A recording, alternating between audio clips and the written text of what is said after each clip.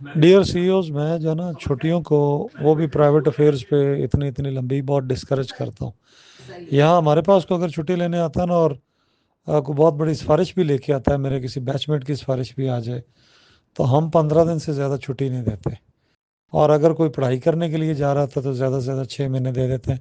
फिर उसे कहते हैं कि अपने पढ़ाई का लेटेस्ट स्टेटस ला के दिखाओ, फिर मज़ीद छुट्टी ले लो। तो ये इस तरह की छुट्टियां जो है ना, बिल्कुल भी मैं इनक्रेज नहीं करता। और किसी तरफ से भी मुझे पता चलेगा तो मैं उस सीईओ को भी डिस्करेज करूंगा। आप लोगों ने किसी को भी प्राइवेट अफेयर्स पे पाकिस्तान से बाहर जा रहा है, उम्रा करने भी जा रहा है, तो 15-20 दिन से ऊपर छुट्टी की कोई इजाज़त नहीं है।